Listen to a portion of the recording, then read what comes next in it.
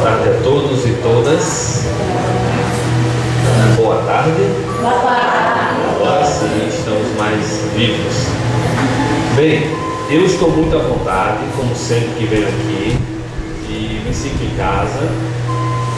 Quero que vocês também se sintam em casa, porque a casa também é de vocês, principalmente os que estão vindo pela primeira vez. O nosso momento de hoje é participativo, dialogado, ou seja, as vaias e os aplausos não são só para mim não, vão ser para vocês também, viu? Cadê João Afonso? Para você também, viu, João Afonso? Você está dentro desse jogo todo aqui. Então, hoje nós vamos ser copartícipe de uma temática que é bastante instigante e que nos faz pensar, estudar e ao mesmo tempo vivenciar que diz respeito à questão mediúnica e às suas manifestações. Meu nome é Geilson Caio, eu sou psicoterapeuta, sou membro da ACEP, aqui está, as siglas vêm da ACEP, a Associação de Estudos e Pesquisas Espíritas de João Pessoa. Somos parceiros aqui do Caminhos da Paz, não é isso? Caminho da Paz, eu só quero botar no plural.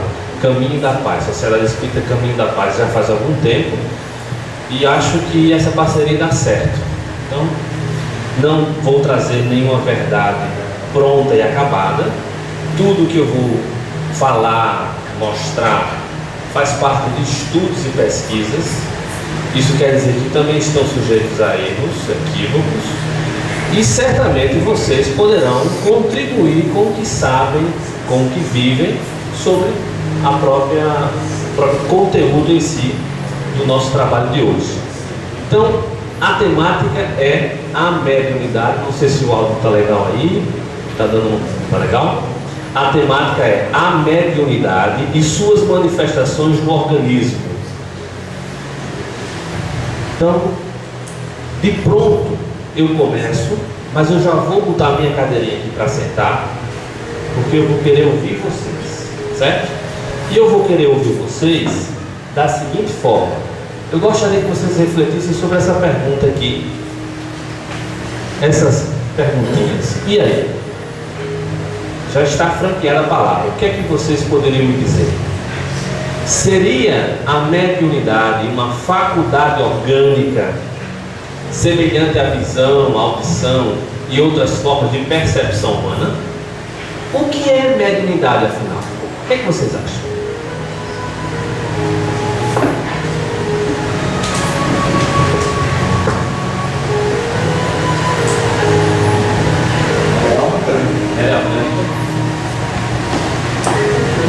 Orgânica, semelhante à visão, audição e outras formas de percepção humana? Semelhante a outras formas de percepção humana. Você teria alguma complementação a fazer apenas sim ou não? Você disse que é. Então, com base no que você acha que é? Assim como algumas coisas que todo mundo percebe na intuição. Todo mundo tem essa predisposição. Nem todo mundo tem. Eu penso, Caio, que é uma percepção mais evoluída que a visão e a audição. É uma percepção mais geral, mais completa, mais... Como é que eu vou dizer?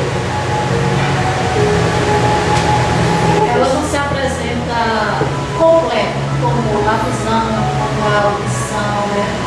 É algo mais profundo. É uma percepção mais profunda, porque independente de você estar ou não com os olhos fechados, você vê. Independente de você querer ou não, você sente, percebe. E é uma série de coisas, né, que a mediunidade proporciona, mas como o senhor ali falou, nem todos são médios, nem todos têm essa percepção. Mas quem tem sabe que é uma faculdade muito mais evoluída, muito mais profunda do que a visão, a audição E os 5 sentidos? Eu acho assim que a mediunidade ela está ligada mais assim, ao germe, que está relacionado com o organismo. Eu acho que há uma diferenciação para mim da questão de ser ela idêntica à audição e à visão, como também o tato que poderia estar aí. Sim. Acho mais assim o germe vem do organismo, ele está relacionado ao organismo. Ela seria a mediunidade seria uma faculdade orgânica? Ela é orgânica? Se ela está relacionada ao organismo, eu acho que não tem a ver com isso. Tem a ver com isso. Não o psiquismo. Quem mais poderia contribuir com algumas ideias sobre isso? Ela tem a ver, deve inovar? No meu entendimento, a mediunidade ela tem uma predisposição orgânica, mas não é só organismo. Por favor. Eu acho que ela depende também de uma organização espiritual que a gente ainda não consegue abarcar de todo. E precisamos ainda aprofundar muito nesse sentido. Tanto é que talvez até precisássemos melhor definir o que vem a ser orgânico. Porque espíritos também podem servir de médiuns uns para os outros no mundo espiritual. Então, ela não é somente orgânica. Para a nossa manifestação, para o nosso intercâmbio aqui com o mundo dos espíritos, é necessária uma predisposição orgânica, mas depende de outros fatores. São fatores espirituais, a interação espírito-matéria, que ainda precisamos aprofundar muito a respeito. Uma das comprovações, ou pelo menos indícios fortes que há essa predisposição orgânica, é porque geralmente a família onde se desenvolve mediunidade em uma pessoa, o resto da família sempre tem pelo menos alguns resquícios de mediunidade. A gente vê famílias inteiras que são de médiuns. Quem mais poderia contribuir? Sim.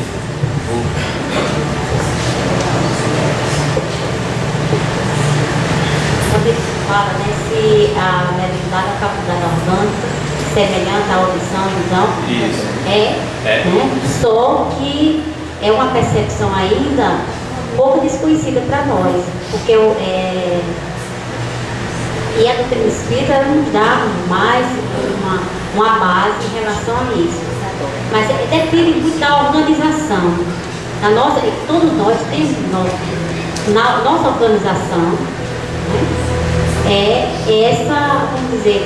essa forma que nos dá, né, depende de cada um de nós, a nossa organização que a mediunidade se vai ser mais, saber se é mais ostensiva ou não.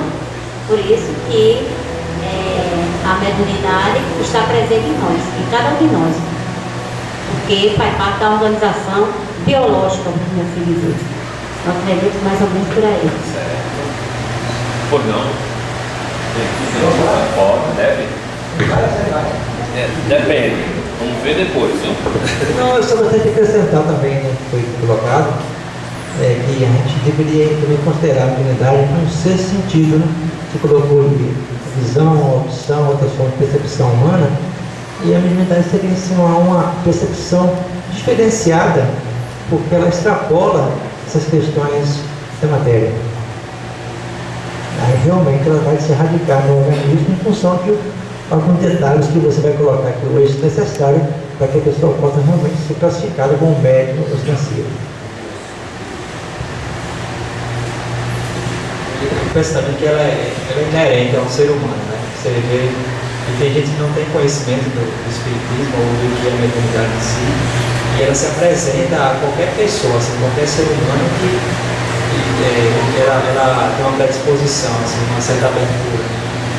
A gente vê pela televisão ou no cotidiano, comportamento, de certa forma, não se sabe se é da pessoa ou se é uma mediunidade que ela desenvolve. Então também a mediunidade ela não busca assim, não, vou apresentar, ela vai se apresentar como uma pessoa que tem mais conhecimento ou menos conhecimento dela, ela é inerente, eu penso ao ser humano, né? Todos temos, sendo que um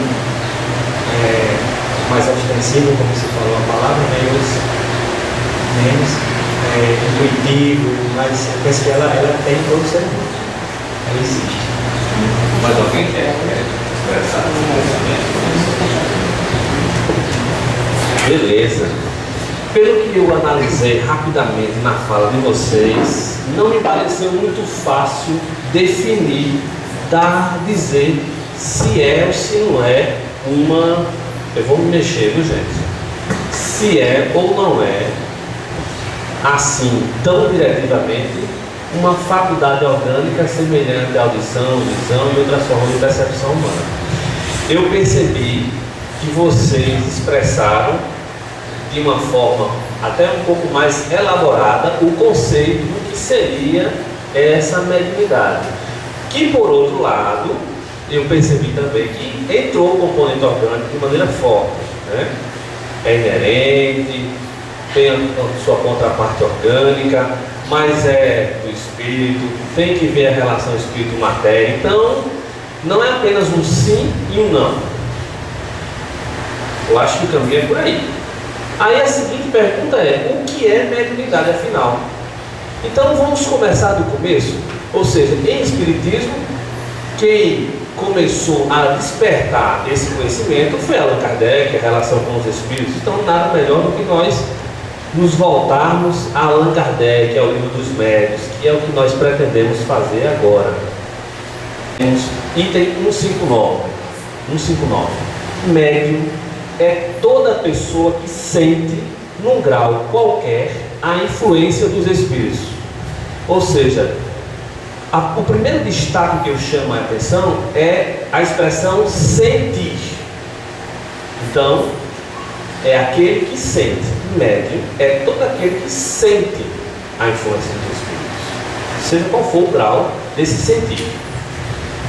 E ele continua: essa faculdade é inerente ao homem e, por conseguinte, não constitui um privilégio exclusivo. Ou seja, não é que algumas pessoas são escolhidas e outras não são escolhidas. É exclusivo para quem é espírita e não é para quem não é espírita. Por exemplo, não é assim. Tá? Não é assim. Vamos ver mais. Por isso mesmo, raras são as pessoas que não possuem alguns rudimentos dessa faculdade. Raras são as pessoas que não possuem.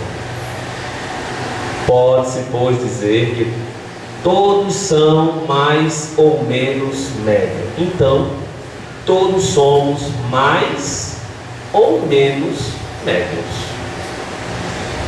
Poderíamos fechar por aí a questão? Não, tem mais. Tem mais. Depois eu ajeito ali. Ele continua: usualmente, porém, essa qualificação só se aplica àqueles em quem a faculdade se mostra bem caracterizada e se traduz por efeitos patentes de certa intensidade, o que depende de uma organização mais ou menos sensitiva. Então aí ele já mostra mais coisas, ou seja, todo aquele que sente em grau qualquer pode ser considerado como médium. A faculdade mediúnica, ela é inerente ao organismo, né? Como nós vimos aqui, voltando, ela é inerente ao homem e, portanto, ao organismo. Não é um privilégio. Raras são as pessoas que não possuem. Todos possuímos, pelo menos em rudimentos. Mas tem aquelas que não possuem nem os rudimentos. nem os rudimentos. Essas são raras. Aí eu volto a pergunta, o que é mediunidade? O que é mediunidade? Tem mais coisa? Para se dizer que não se sente. Para isso. Então uma pessoa diz: estou sentindo aqui a presença de um espírito, né? Só pelo fato dessa pessoa estar dizendo que sente, ela já pode ser classificada como médium. Porque médium não é aquele que sente em grau qualquer a presença dos espíritos, a influência dos espíritos.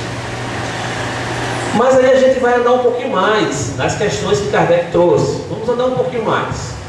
Voltamos aqui àquela slide anterior. Mas a pessoa, para ser médium, até porque a expressão usual está aqui presente, ele traz um destaque, para que a pessoa possa ser qualificada como médium, ela precisa ter essa faculdade inerente ao homem, de forma mais caracterizada.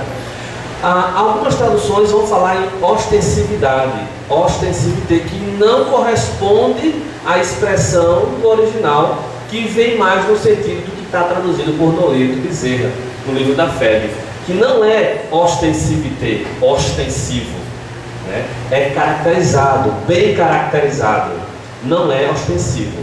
Ostensivo é o termo que nós compreendemos para falar de uma pessoa que tem tantos fenômenos acontecendo com ela, e de maneira cotidiana muitas vezes, e de forma intensa, intensividade, está ali, intensidade, que isso se tornou uma outra forma de traduzir de ostensivo. Nós espíritas é mais comum até entender que é ostensivo, mas a expressão mais correta da tradução seria ostensivo. E ostensivité, não tem ostensivité no original em Kardec, no francês, a expressão ostensivité nessa citação. Então, o ser médium, aí vamos ver uma outra questão aqui. Inerente, o que é uma coisa inerente? É aquilo que é por natureza inseparável. Uma coisa que é inseparável, por exemplo, a rosa e o espinho, certo? O espinho é inerente à rosa. Não tem como separar a rosa do espinho. Toda rosa tem espinho. Ela pode ser vermelha, branca, amarela, grande, pequena, bonita, feia, seja qual for a rosa brasileira, chinesa, mas toda rosa tem espinho. Você pode dizer: epa, tem uma rosa não sei onde que não tem espinho. Tudo bem, pode até ser que tenha, mas é preciso que a gente tenha esse contato com essa rosa, né? A possibilidade até existe, mas não é o que a gente verifica. Por natureza, a rosa contém o espinho, porém o espinho não é a rosa. A rosa não é espinho, uma coisa é espinho, outra coisa é rosa. Porém, esse ser aqui, rosa, tem espinho. Então é inerente, o espinho é inerente à rosa. A faculdade mediúnica, ela é inerente ao ser humano, ao homem, dentro daqueles critérios que a gente estava percebendo. Uma outra expressão que aparece no livro dos médiuns, na Gênese e em outras partes na Revista Espírita em Allan Kardec, vai ser a expressão radica-se, ou de radicar. A faculdade se radica no organismo. Quer dizer o quê? Se enraiza, se arraiga no organismo. Mas tem mais. Poderíamos concluir então que aí já está claro dizendo que a mediunidade é uma faculdade do corpo. Poderíamos já dizer que a percepção, os fenômenos mediúnicos é uma percepção como a audição, a visão, já podemos dizer? Ou podemos andar um pouco mais para elaborarmos melhor essa conceituação? Se houver dúvida, por favor, pergunte. E se houver uma posição contrária, por favor, expresse. Estamos aqui todos aprendendo, tá bom? Muito bem. Outra questão que é inerente: espírito, perispírito e corpo. O espírito e o perispírito. O perispírito é inerente ao espírito. O perispírito é uma coisa, o espírito é outra. Mas não tem espírito sem perispírito. Até então, pelo que eu tenho estudado, parece que não tem. Mas se você disser que tem, aí eu queria compartilhar com vocês, saber. Pode ser que tenha e eu não saiba ainda. Mas A condição espírito, perispírito e corpo, assim como o corpo, o perispírito e o espírito, eles são inerentes um ao outro na condição nossa aqui agora, eu, você e todos nós. Ou não? Ou nós não somos espíritos? Pronto, nós somos espíritos. Essa é uma coisa, uma das mais certas que nós temos dentro da doutrina espírita, né? Que todos somos espíritos. Se todos somos espíritos, logo, quando a gente vai aprofundando o conhecimento, nós vamos entender que nós temos um corpo físico, que é esse visível, inquestionável que existe, mas existe um outro corpo, que é esse corpo do espírito, que se deu o nome de perispírito, que é o corpo do espírito. Mas o espírito que eu sou, que você é, aqui, nesse corpo físico, não está sem esse e não está sem esse. Logo, espírito, perispírito e corpo são inerentes um ao outro. Eu morro, desencarno e perco esse corpo. Isso, eu perco esse corpo. Eu perco esse corpo também? Não. Mas vamos dizer, só como hipótese, que eu, ao desencarnar, eu passei de Jesus. Vocês duvidam que é possível isso, né? Depois eu vou mostrar para vocês como é que é depois. Eu disse hipótese, gente. É uma hipótese, vamos pensar apenas. Vamos dizer que quando eu desencarnar, eu passei em termos evolutivos de Jesus. Vamos pensar. Eu pergunto para vocês, se isso fosse possível, eu teria um corpo ou não? Eu não teria mais esse corpo espiritual? Teria, por que eu teria? Ia ficar mais sutil, mais bonito. Ia ficar... É separado. É isso aí. Bingo. Porque é inseparável. Mesmo Jesus, pasmem vocês, tem um corpo espiritual. Eu não estou dizendo como é que é o corpo espiritual de Jesus, não. Eu estou seguindo o princípio do Espiritismo, que vai falar que todo espírito tem o seu corpo espiritual. E por mais sutil que a gente possa imaginar que seja, ou por mais evoluído que possamos imaginar que seja um espírito, ele precisa de um corpo, que se dá o nome de perispírito. Alguém quer fazer uma complementação, uma colocação, discordar? Eu só queria fazer uma observação, que até hoje em dia talvez não haja tanta dúvida a respeito do que se fala em espírito puro. Na classificação que Kardec coloca, ele coloca lá uma classificação de espírito puro. Então, havia alguns teóricos do espiritismo que diziam que chegava ao ponto que o espírito não teria mais perispírito, seria espírito puro. Mas, apesar de não se poder comprovar isso, aquelas pessoas que se aprofundaram mais no estudo do espírito e perispírito, chegam à conclusão, inclusive o próprio Kardec, em uma certa parte da obra dele, ele fala a respeito disso, que o espírito sempre terá um perispírito. Mesmo o espírito mais evoluído, mais purificado, mais puro, sempre terá um perispírito, apesar de ser um perispírito bastante sutil, de acordo com a evolução do espírito. Então, o espírito puro, digamos assim, o seu perispírito se confunde com o próprio espírito, teoricamente, porque isso não tem como comprovar. Assim como tu falou a respeito de... Não sabe como é que é o perispírito de Jesus, né? Provavelmente um perispírito bastante sutil. Assim, os espíritos puros, o seu perispírito não deixa de existir, mas é tão sutil que se confunde com o próprio espírito. E o que a gente não pode definir, a sutileza desse perispírito, nós não conseguimos definir porque nos falta conhecimento e percepção ainda para isso. Perfeito. Até porque a sutilidade de alguma coisa é uma abstração que a gente só consegue ter pelo pensamento, não é isso?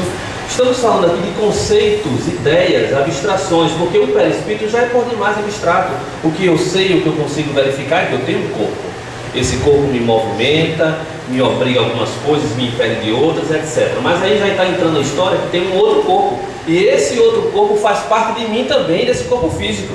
E tem uma outra história que está dizendo que esse corpo aqui abriga esse ser que é o espírito, que em princípio essa é uma representação que seria sem forma. Portanto, o espírito como essência, e somos essencialmente espíritos, tem forma. A essência é inseparável da forma, tá? Por mais cheirosa que seja uma rosa, e por mais essencial e um ser vivo que seja, mas ela tem uma forma, né? Muito bem. Há uma teoria chamada teoria da mente, que diz assim: não é uma teoria que explica como a mente funciona. Essa é uma perspectiva da psiconeurofisiologia, tá? Não é uma teoria que explica a mente, essa expressão, e sim um termo que descreve a capacidade que nós temos de nos colocar no lugar de outra pessoa e inferir do seu ponto de vista o que ela deve estar pensando. Então, ser capaz de atribuir estados mentais aos outros e compreendê-los como causa do comportamento implica, em parte, que uma pessoa seja capaz de compreender a mente como um gerador de representações.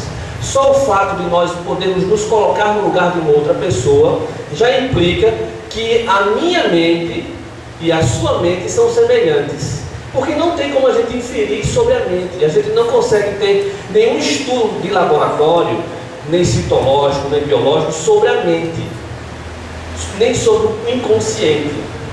Mas eles são tão impactantes na nossa vida, eles são tão determinantes, que nós facilmente conseguimos absorver o conceito e a ideia de mente, consciente, inconsciente, etc. E, portanto, também percepção do espírito.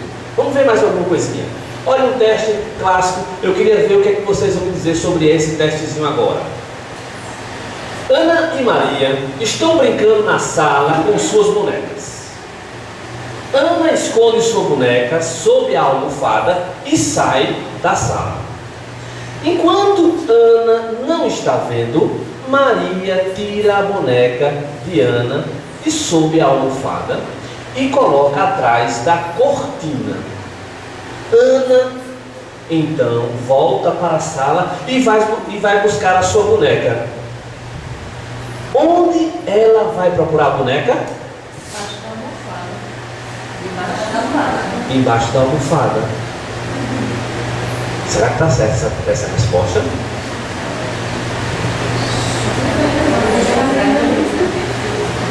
Sob a almofada, porque é capaz de sair da própria mente. Veja, o que é que aconteceu? Não parece uma coisa lógica? Não é lógico? Uma questão muito simples, mas as crianças até 4 anos de idade aproximadamente não conseguem perceber que Ana fosse procurar embaixo. Quando se submete a um teste a uma criança, ela vai dizer o quê? Isso aqui, ó. Ela vai dizer o seguinte: ela não consegue se projetar mentalmente para entender que a boneca está embaixo da almofada. Ela vai procurar naquilo que ela viu, que é atrás da cortina, porque ela não consegue se projetar de si para fora, de si para o outro. Não consegue ainda se colocar no lugar do outro. Tem pessoas que também não conseguem estados patológicos, como o caso da esquizofrenia, por exemplo. Também não consegue, tem essa dificuldade de se colocar no lugar do outro. O autismo também é um outro quadro que também mostra essa dificuldade de se colocar no lugar do outro. Por isso que é tudo muito agressivo, o olhar do outro, a visão do outro, a diferença do outro. Então, nessa perspectiva de teoria da mente, que é uma forma de, não é para explicar a mente em si, como a gente falou aqui atrás, né? Mas sim como funciona. Ou seja, não como funciona, mas um termo que descreve a capacidade de nós colocar no lugar do outro. Por que eu estou falando nisso? Porque no processo mediúnico, o que vai acontecer? É mais ou menos uma teoria da mente. Nós, enquanto médios, vamos nos colocar no lugar do espírito. Porque o que acontece? A mente é um gerador de representações, né? Então, quando a gente tem estados mentais, como é que está o seu estado hoje? Está calmo, está bravo, estou agitado, está calor? Como é que está a minha mente hoje? Como eu estou funcionando? Quando eu consigo olhar para uma pessoa e dizer, por exemplo, alguém está com dor, está gemendo. Aí você olha para a pessoa e diz, essa pessoa está com dor. Você não está sentindo sentindo a dor daquela pessoa, mas você consegue sair de si, se projetar no outro e perceber, pelos sinais de comportamento, pelo estado, pela expressão, ela está com dor. Eu consigo fazer essa análise, você também consegue dizer, fulano está com dor. Isso é abstração. Isso é uma conquista que a criança mais novinha não vai conseguir fazer. Então isso é uma percepção, isso é uma representação da mente. Tudo que nós temos na nossa cabeça não são coisas, são representação de coisas. O copo que você está tomando café não está dentro da sua cabeça nem da minha, mas está representado. Facilmente você vai me dizer que isso é um copo correto? Muito bem. Você ia falar. Hein, Caio, tu fala aí na análise do outro para chegar à conclusão da dor. E a questão da sensibilização, porque o indivíduo, sem raciocinar, ele pode se sensibilizar, se emocionar com a dor do outro. Exatamente. Exatamente. É isso que eu estou querendo falar de uma... Quando eu me coloco, a empatia, que é se colocar no lugar do outro, eu posso até não saber a questão do conhecimento, ter uma elaboração racional, filosófica, mas eu sinto, eu tenho uma percepção, eu tenho uma sensação, eu consigo perceber, por minha experiência própria, que alguém quando pisa no pé assim faz, ai, alguma coisa machucou o pé dela, aí eu digo, foi um caco de vidro, foi um espinho, não, está quente, eu consigo me colocar no lugar dela, e eu posso até perguntar, quer ajuda? Por quê? Eu posso não saber de fato o que aconteceu com aquela pessoa, mas eu só o fato de observar e me colocar no lugar dela, eu sei que comigo já aconteceu isso, ou pode acontecer, então eu me projeto. É uma percepção, é um mecanismo que pode se falar, é lógico, mas é uma elaboração da mente. Estamos falando que não é uma coisa somente do organismo. Vamos passar à frente. Isso aqui já deu um ponto. Então, teoria da mente é o que? Perceber, interpretar, sentir o que o outro está percebendo, interpretando e sentindo. Será que nós fazemos isso na nossa vida diária? Fazemos. Podemos não acertar quanto ao que de fato ele está vivenciando, mas eu consigo perceber, interpretar, pensar e sentir algo que o outro está fazendo. E o processo mediúnico está dentro desse processo, porque isso também é neurológico. São neurônios espelhos. O macaco, por exemplo, foi feita uma experiência com um macaco em que um homem pegou, eles fizeram um estudo, botaram um macaco numa grade, colocaram uma árvore gigantesca e um cacho de banana de cima, muito alto, que não dava para subir, mas dava para pegar com uma vara muito grande. E o homem estava com uma vara pequenininha e fazendo o gesto. O movimento era um comportamento e ele fazia esse comportamento que incitava o macaco. Automaticamente o macaco começava a se revoltar, a ficar bravo, entre aspas, ficar bravo, né? Ele queria sair da jaula porque ele estava percebendo que tinha uma barra, que tinha uma vareta ali, que era fácil a percepção, que era maior e que aquela vareta daria para pegar a banana, mas ele não usava. Então há uma teoria da mente para explicar que o macaco também percebe, interpreta e sente. Outra experiência, os macacos estão sendo estudados no laboratório para fazer a distância, que é o caso agora que vai acontecer na Copa do Mundo, que é o Miguel Nicoleles, vai fazer o início, o pontapé inicial da Copa do Mundo vai ser um tetraplégico que vai dar. Já tem toda a estrutura esquelética de um equipamento, de um tetraplégico que vai se levantar, caminhar, porque biologicamente ele não pode fazer isso, e vai dar um chute na bola para iniciar o jogo na abertura da Copa do Mundo. Ele é uma roupa.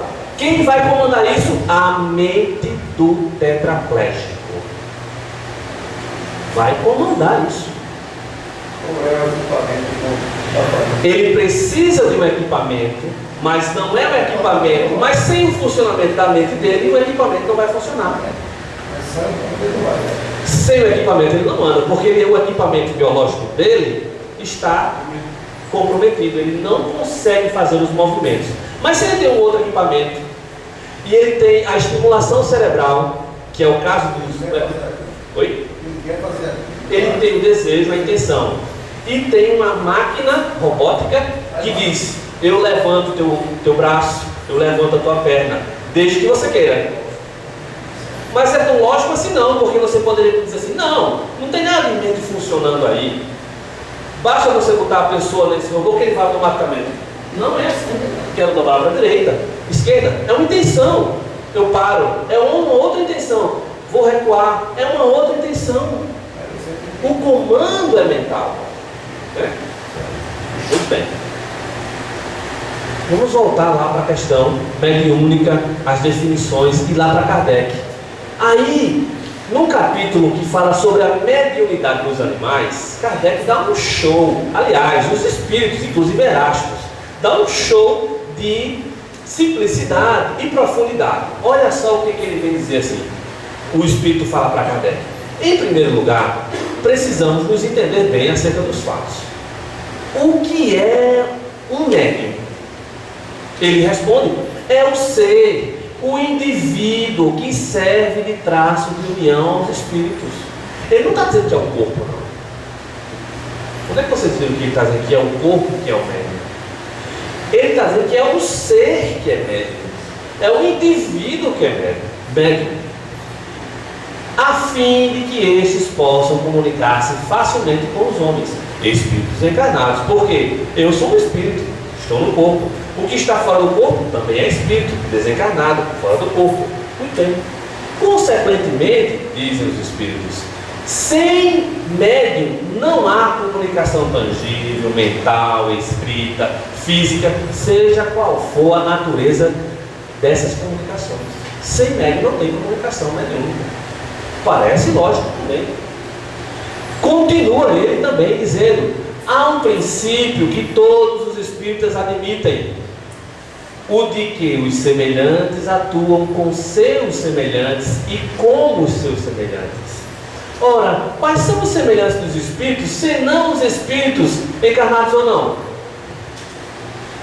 Então, semelhante atua com semelhante. Será preciso que repitamos isso incessantemente? Pois bem, vou repetir mais uma vez.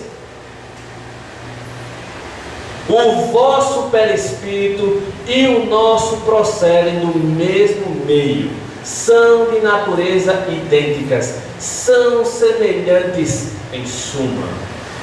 Possuem uma propriedade de assimilação mais ou menos desenvolvida, de magnetização mais ou menos vigorosa, que permite que nos ponhamos, espíritos desencarnados e encarnados, muito pronta e facilmente em comunicação com os outros.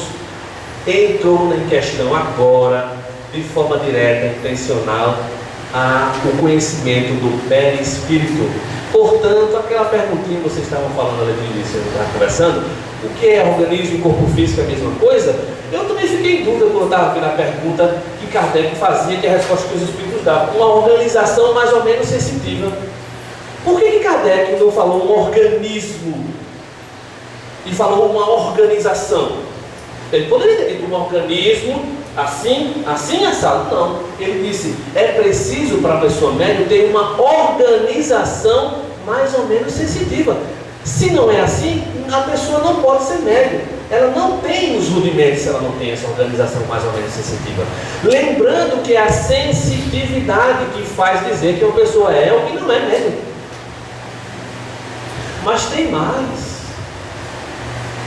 Vamos ver aqui, ainda na mesma questão. Enfim, o que é peculiar aos médiuns, o que é da própria essência da individualidade deles, é uma afinidade especial e, ao mesmo tempo, uma força de expansão particular, que lhes suprimem toda a refratariedade e estabelecem entre eles e nós uma espécie de corrente, uma espécie de fusão que facilita a nossa comunicação. Aliás, isso é os espíritos dizendo, é essa refratariedade da matéria que se opõe ao desenvolvimento da mediunidade na maior parte dos que não são médiuns. Vamos destrinchar isso aqui. Primeiro, o que é peculiar aos médiuns? Essência da pessoa, que é espírito. Os espíritos desencarnados se comunicam com os espíritos encarnados. Muito bem. O que é peculiar aos médiuns é a sua essência, a sua individualidade e também uma afinidade especial. O que é uma coisa afim? Eu simpatizo com fulano, não simpatizo com ciclano. Eu concordo com as ideias da seca, eu não concordo com as ideias da seca, não. Eu sigo mais essa doutrina, não sigo aquela não. Eu tenho uma afinidade maior com ciclano, com Beltrano do que com fulano. O meu gosto, o meu querer, a minha vontade, o meu fazer é afinado.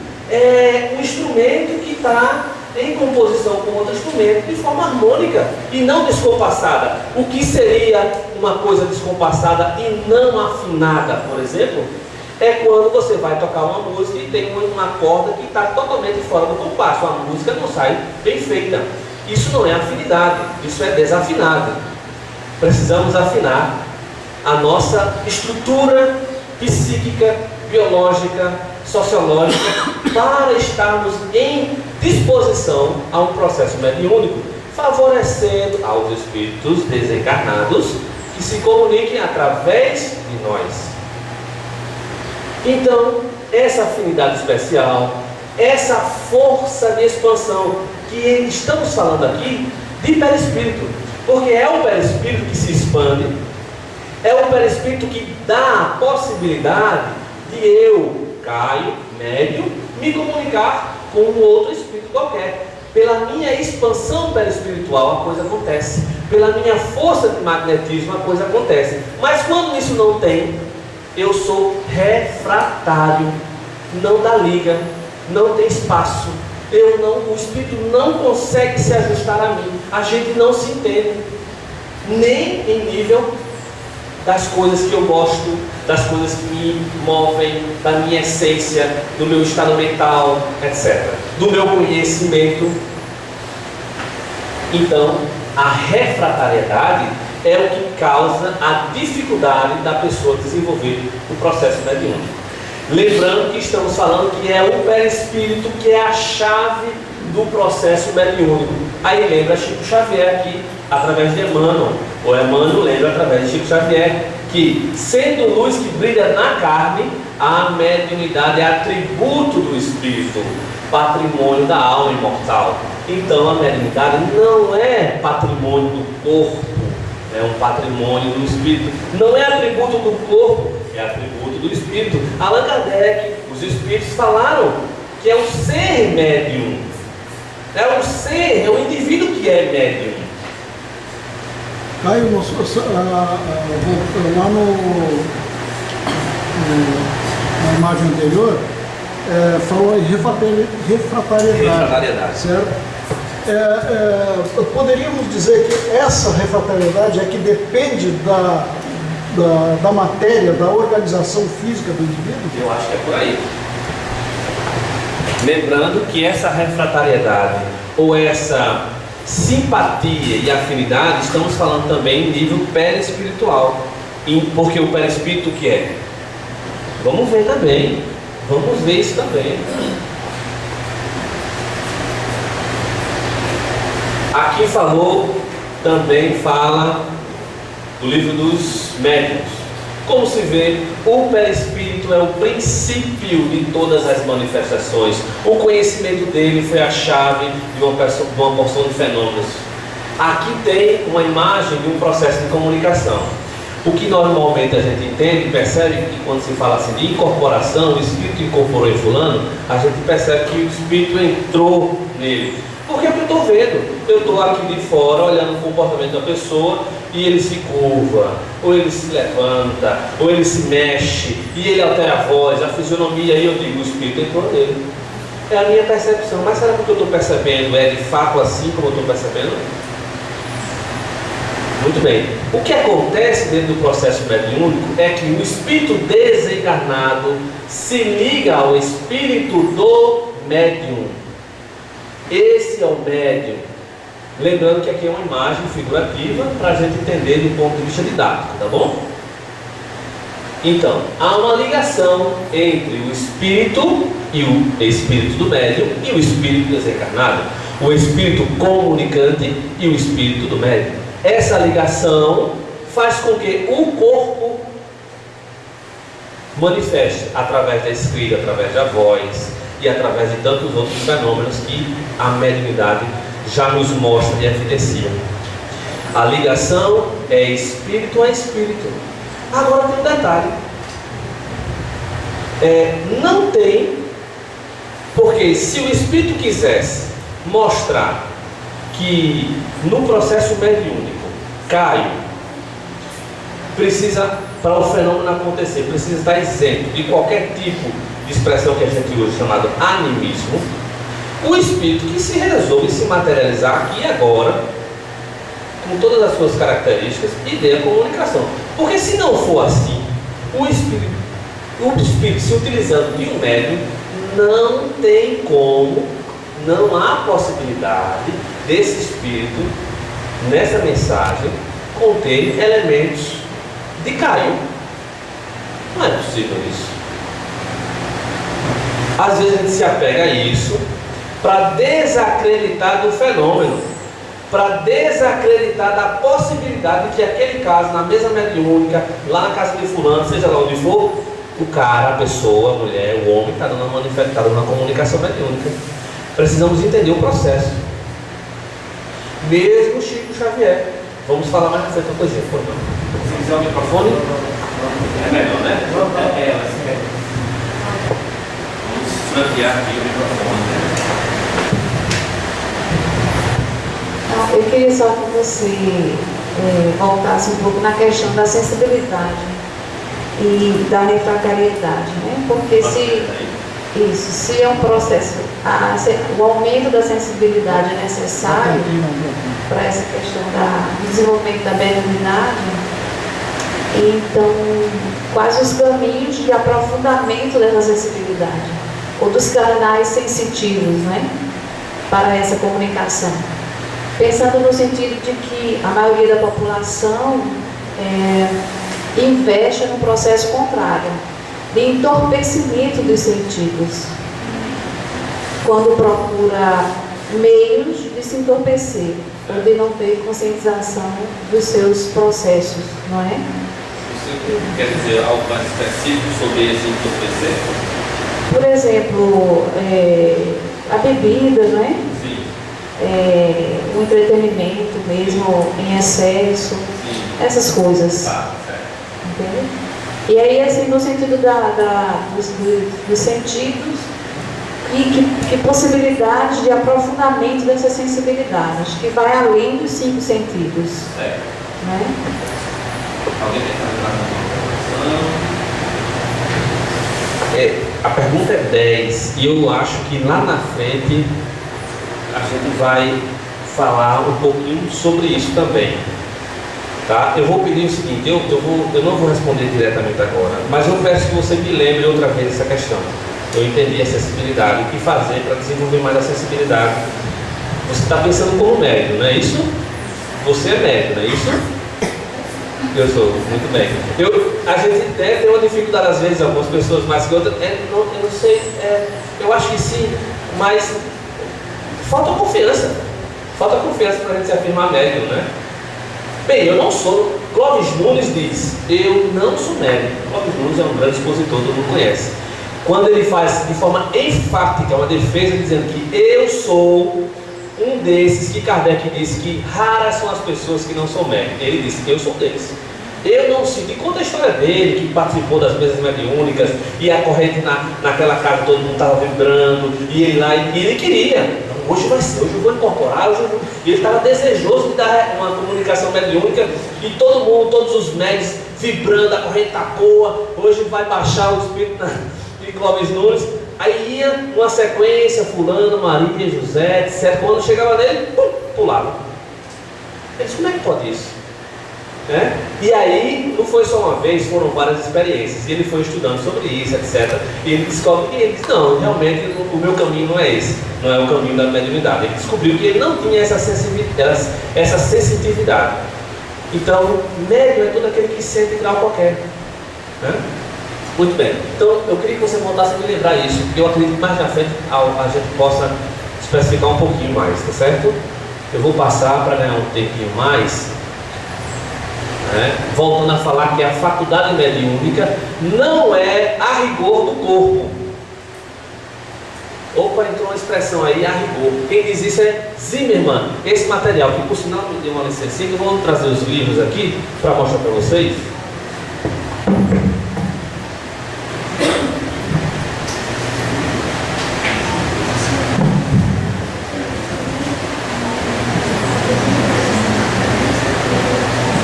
Tem uns livros aqui que eu acho que são importantes para a gente estudar, e eles também fundaram aqui as minhas observações, né?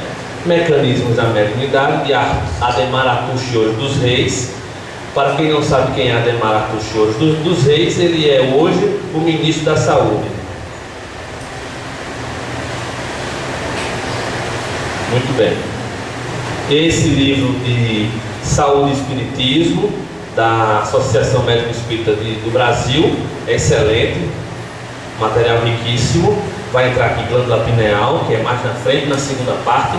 Estamos chegando, vou querer mais 15 minutinhos, a gente dar uma parada nesse primeiro movimento. Esse aqui é uma Bíblia, vou considerar uma Bíblia, porque esse material aqui riquíssimo, riquíssimo, extraordinário esse livro, tá? E o livro básico, porque não dá para estudar mediunidade sem estudar Allan Kardec, sem estudar o livro dos médiuns. Aí fica difícil a gente avançar. Para avançar é preciso a base, não é isso? Muito bem. Diz Almino Zimmermann que a rigor a mediunidade não é do corpo. Mas olha o parêntese aqui que é colocado. Por isso que eu acho que aquela primeira pergunta não é fácil de responder como sim ou como não, porque precisa de uma elaboração. Se a mediunidade a rigor não é do corpo,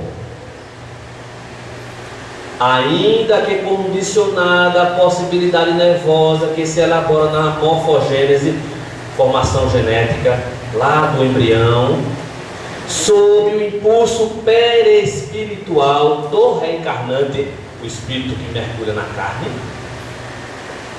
porém do espírito. A faculdade mediúnica não é a rigor do corpo, porém do espírito, como mostra claramente o livro dos Espíritos, que diz o que? Todas as percepções constituem atributos do espírito e lhes são inerentes ao ser. As percepções que nós temos são do espírito.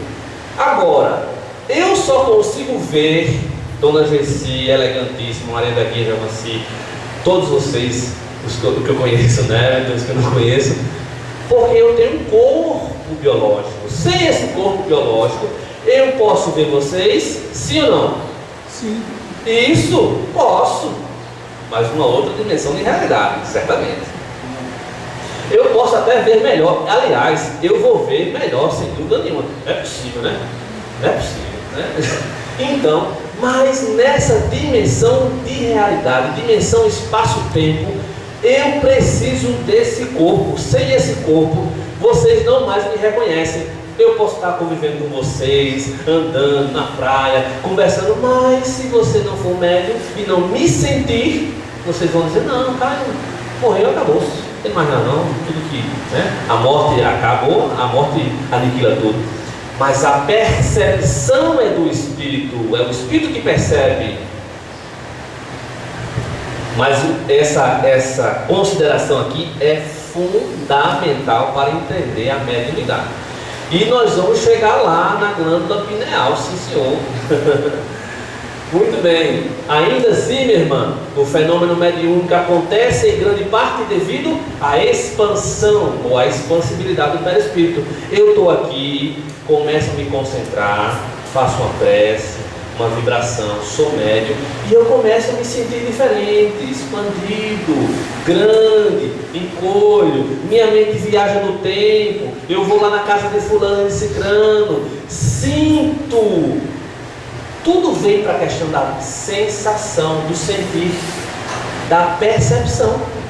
Aí eu digo, olha, eu digo na mesa mediúnica, estou criando uma situação, né?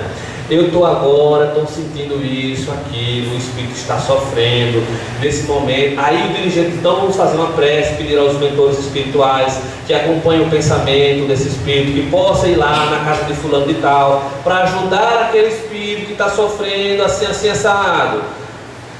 Aí conduz o nosso pensamento, a nossa emoção, o nosso pensar e sentir para auxiliar aquele outro espírito desencarnado. Muito bem. Então, o fenômeno mediúnico acontece em grande parte por causa da expansão do perispírito. O perispírito é a chave, portanto, o perispírito é o corpo. E ele está dentro dessa expressão organização mais ou menos sensitiva. Não tem como tirar o perispírito dessa expressão que Kardec utilizou lá no início. Organização mais ou menos sensitiva. Porque se essa minha organização, incluindo o perispírito, ela não é sensitiva, expansiva, magnética, ela é refratária. Se é refratária, eu não consigo me comunicar com outro ser fora do corpo. Pois não. A refratariedade, ela não é absoluta, né? Ela é gradual. Pois não. É uma pergunta. Sim. Porque eu não posso dizer, nós podemos dizer assim, esse é refratário. Se ele é absolutamente refratário, não tem resquício nenhum de mediunidade. Certo. Ou ele é parcialmente refratário. Certo. Né? Isso. O que talvez aí faça dizer que a pessoa é mais ou menos médium. Isso, de acordo com a refratariedade. Isso, tá certo. Opa, eu não li ali, né? Amplia-se e afina-se a sensibilidade. Você está dizendo, o que fazer para a gente aumentar a nossa sensibilidade? É exatamente isso, a ampliação da sensibilidade. Quando a gente vai pedir para estudar, para mudar a forma de pensar, fazer o evangelho muitas vezes, o que proporciona isso? Uma mudança na minha forma de sentir, de pensar a coisa. Eu estou trabalhando o meu ser, eu estou trabalhando o meu corpo de forma indireta, eu estou trabalhando o meu corpo fica até mais melhorzinho, etc e tal, me dá mais condições, mas eu estou trabalhando no fundo, é o meu espírito, é o meu ser, eu espírito, né? Então a relação é mente a mente, espírito a espírito. Então afinar e ampliar, trabalhar o espírito, a psique, as emoções, o pensar é trabalhar e é estar em condições melhores para o processo de comunicação. O seu campo de percepção aumenta, se expande, melhora o registro, apura mais. As drogas que você falou, colega, veja, uma pessoa consome cocaína. O que a cocaína faz? Qual é a característica da cocaína? Ela deixa você se sentir um super-homem. Você topa tudo, você está pronto para tudo. A cocaína é uma droga. É uma droga excitadora. Ela vai promover reações químicas no organismo. Se a droga não fosse boa, ninguém consumia. Se na hora que a pessoa botasse cocaína na boca, cheirasse, seja como for, ela tivesse uma reação assim horrível e terrível, ninguém consumiria, ninguém cheirava cocaína. Mas o problema não é esse da cocaína. Não é o que ela promove. Eu estou entrando na cocaína porque existem outras tantas drogas. Um psicotrópico, um remédio que eu tomo também é uma droga. Então vamos entender aqui o processo, né? Uma cocaína.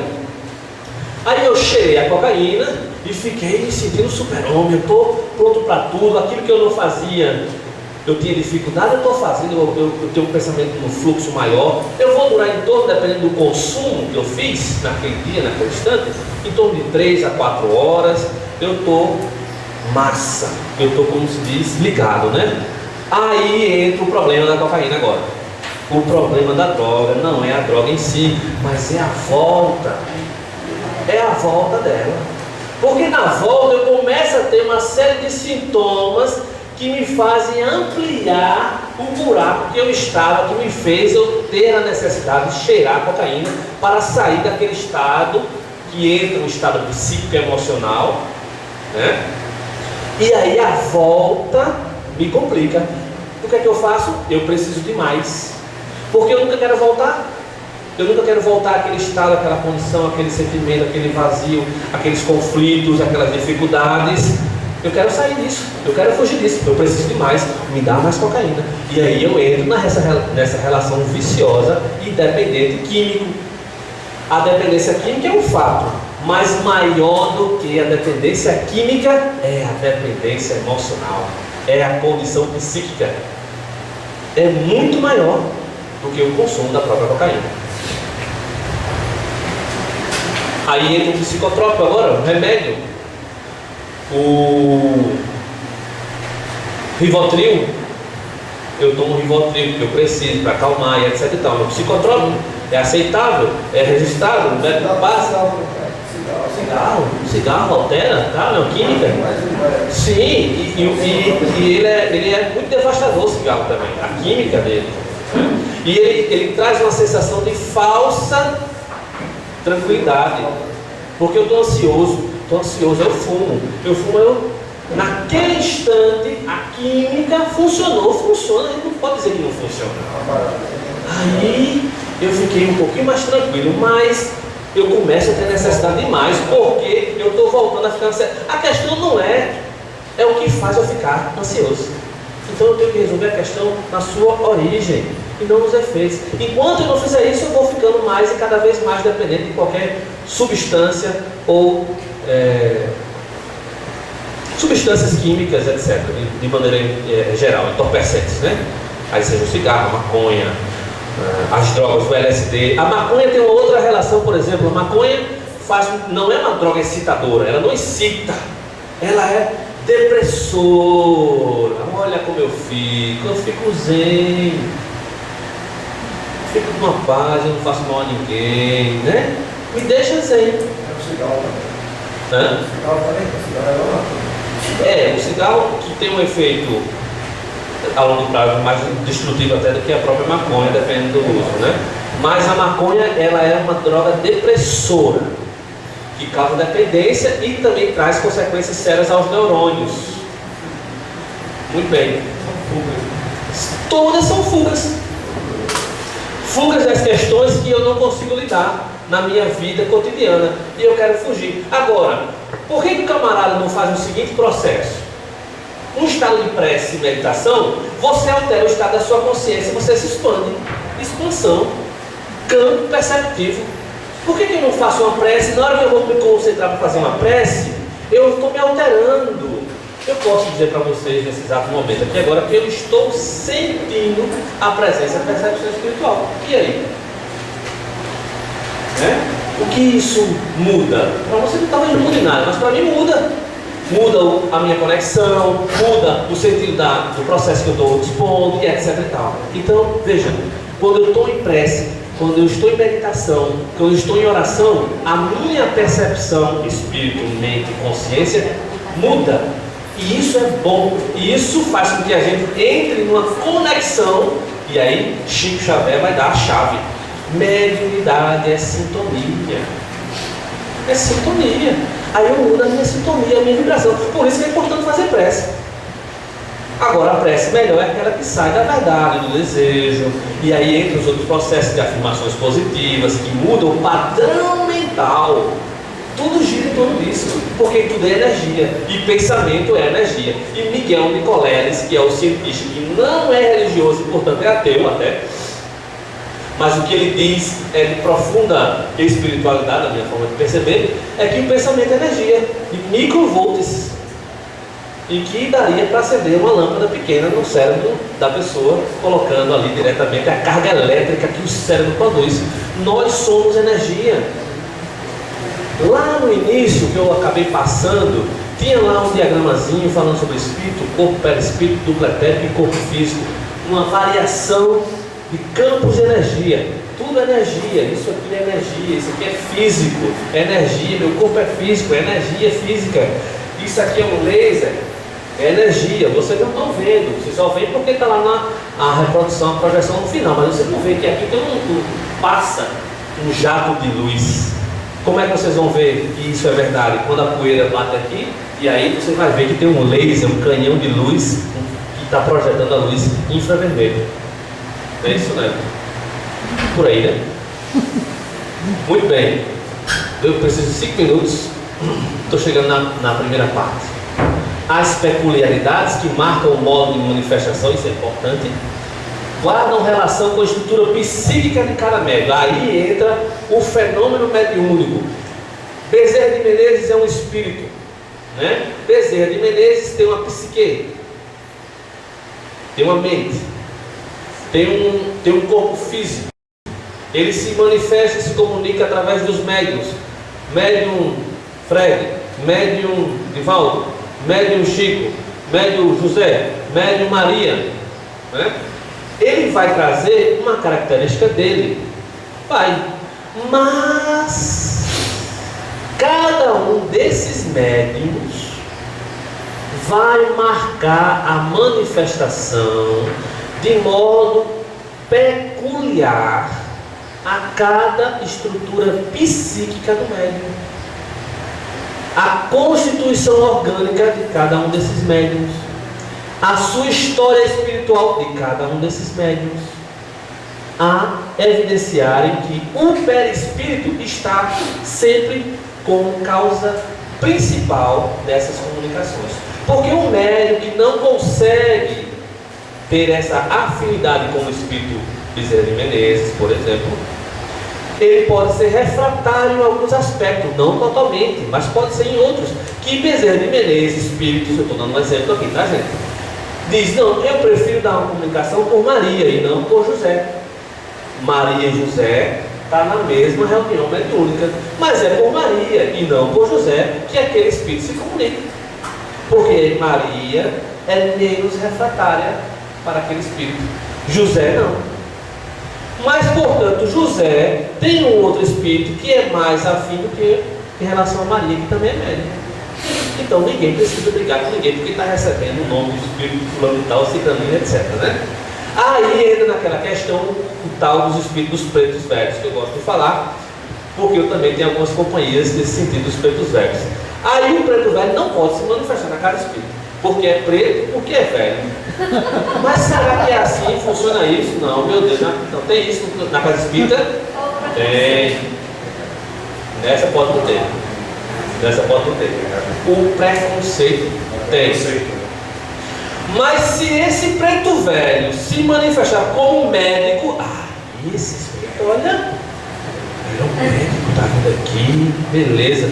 Outra coisa, preconceito, quer ver? Se for um índio, pode não, sem camisa, aquele negócio todo paramentado, pode ir, é espírito obsessor, olha lá. Mas se ele for um frei, franciscano, ou uma freira, pode.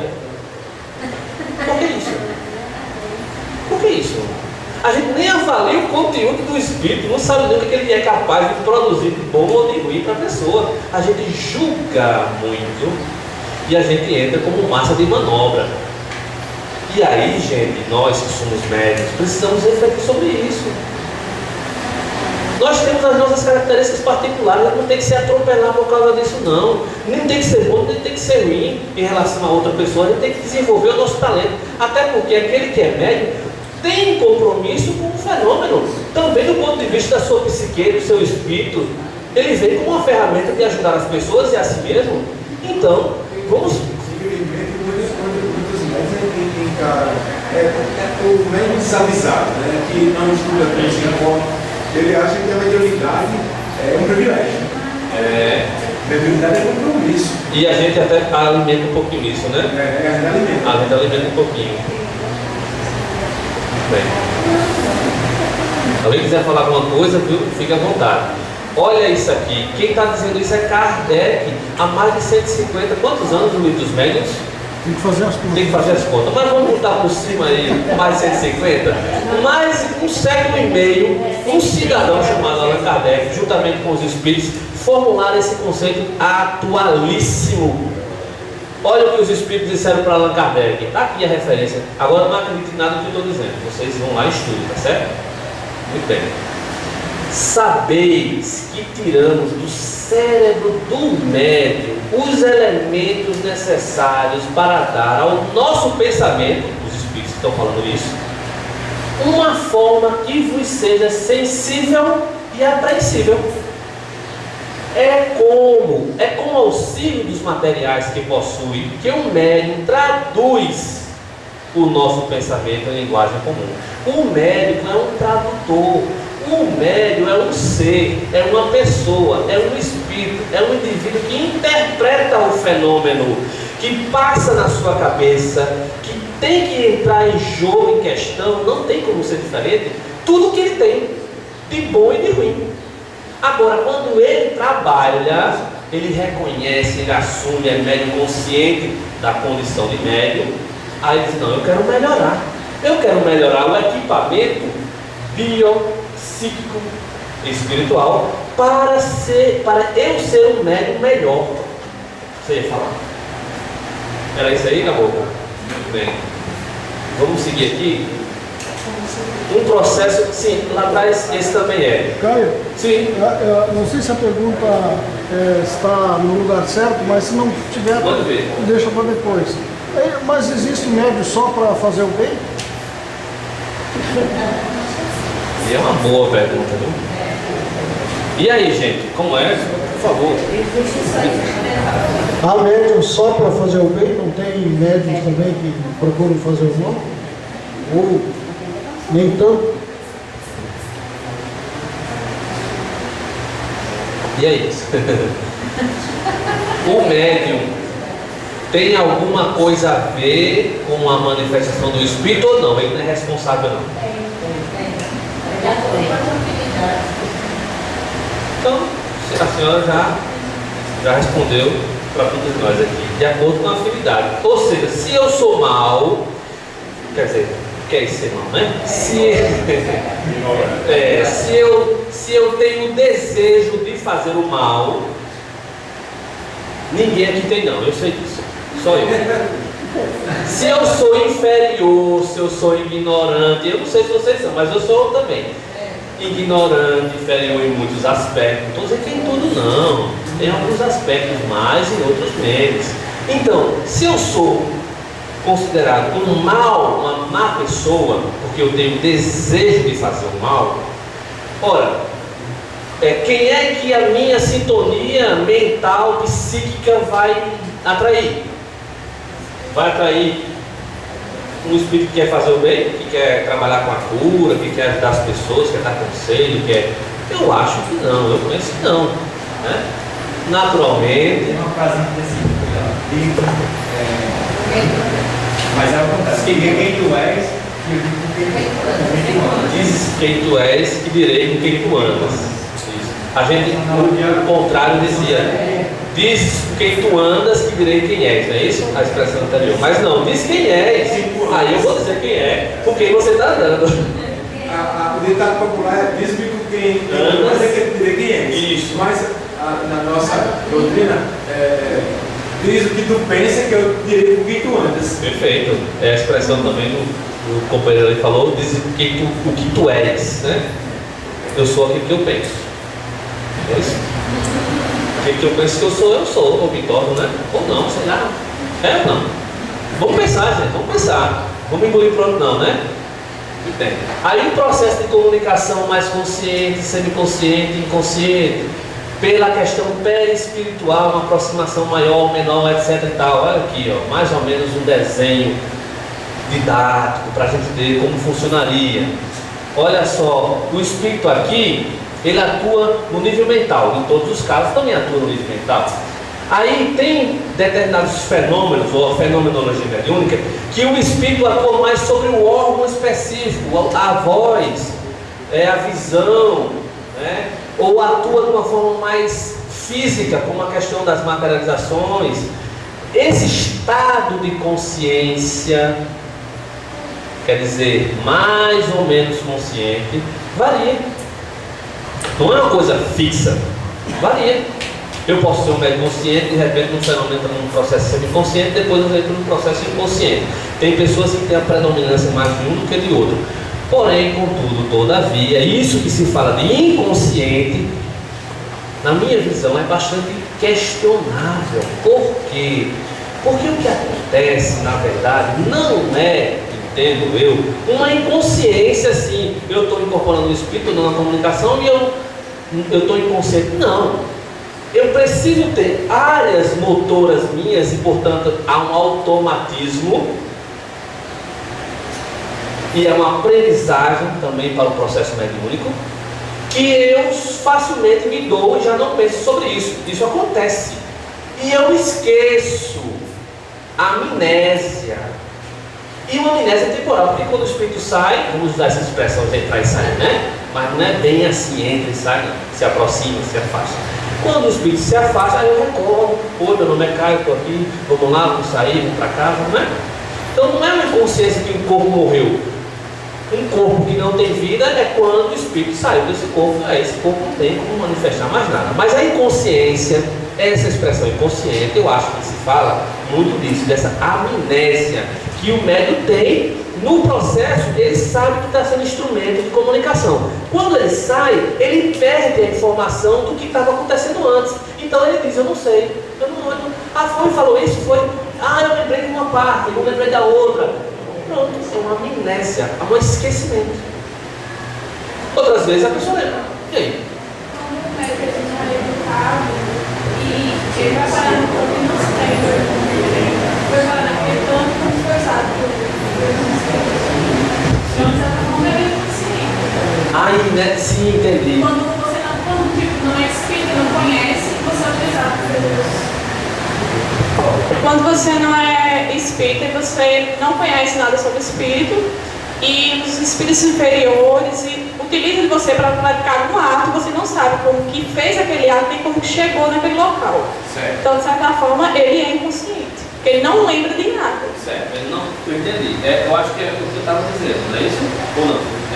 Você acha que o que você falou é diferente do que eu falei antes, não, né? Eu não ouvi. Sim, só uma complementação, entendi, gostei. Isso mesmo. Então, ele se torna inconsciente porque ele esqueceu do que aconteceu.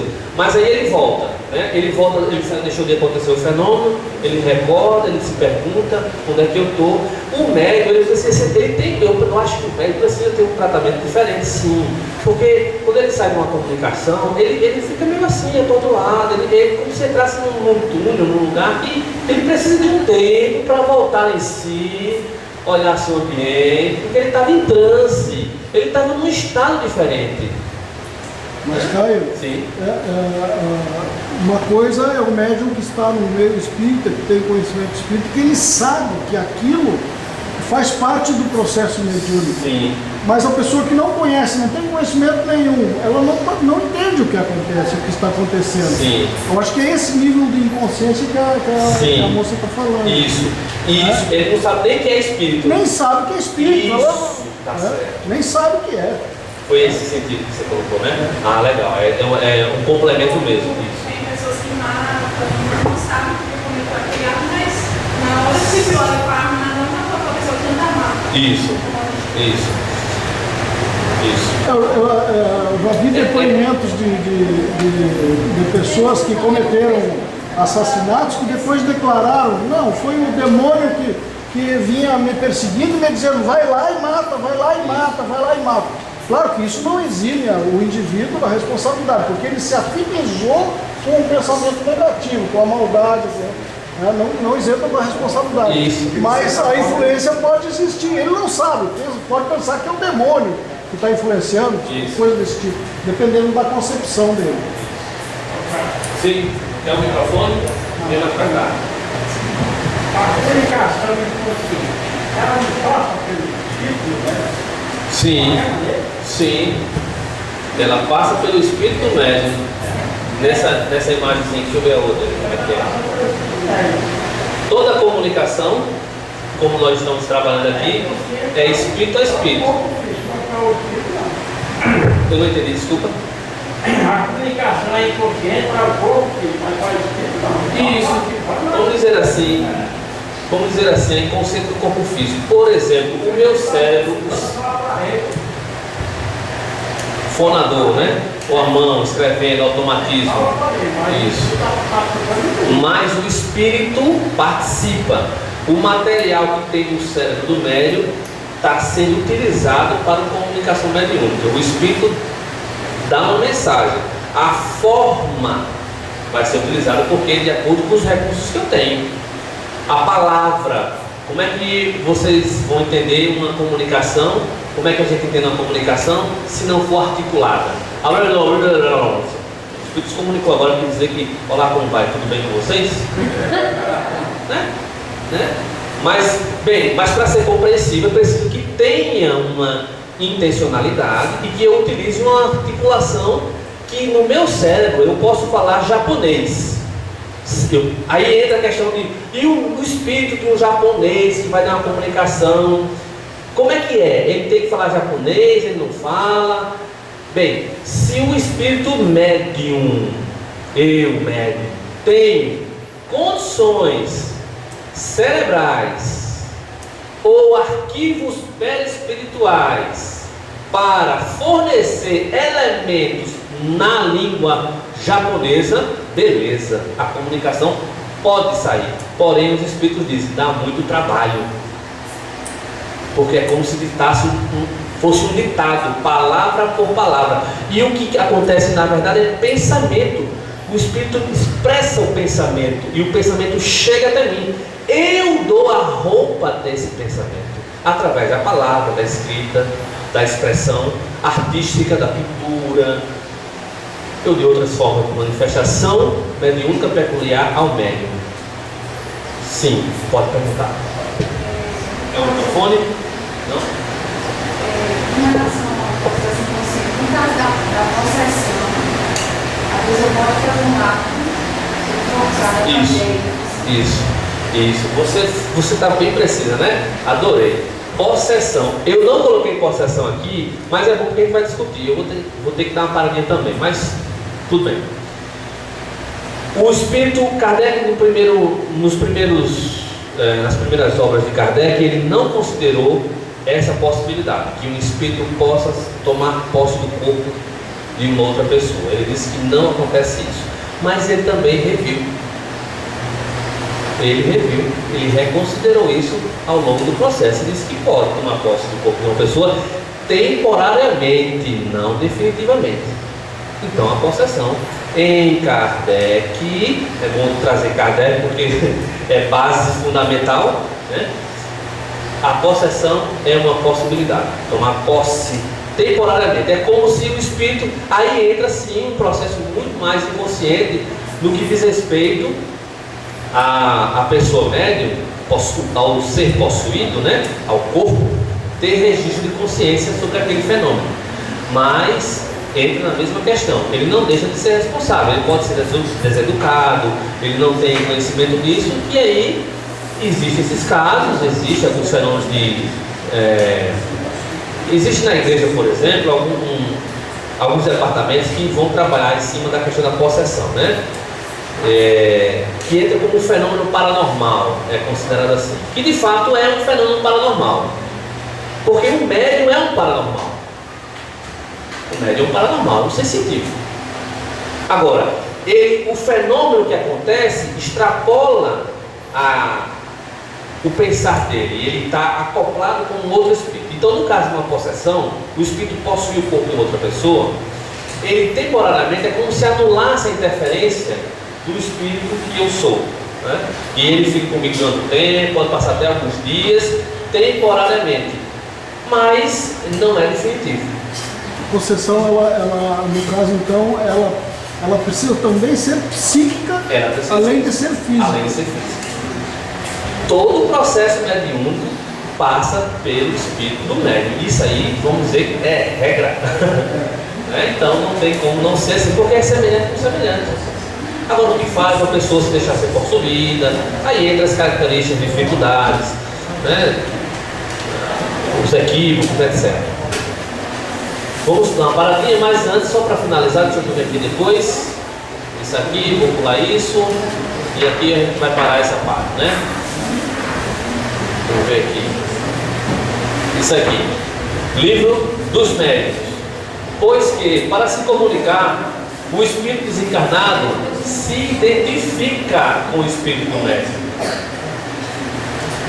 Essa identificação não se pode verificar senão havendo entre um e outro simpatia. E, se assim é lícito dizer-se, afinidade. A alma exerce sobre o espírito, aqui está falando do ser encarnado, alma. A alma exerce sobre o espírito livre uma espécie de atração ou repulsão, conforme o grau de semelhança existente entre eles. semelhante atrai semelhante. Essa é uma regra também universal da mente, dos fenômenos biológicos, do universo. Tá? Precisamos tomar consciência disso para a gente mudar e fazer melhor os nossos processos. Uma paradinha para a gente, né? Papo de voo. Tem um lanchezinho, parece.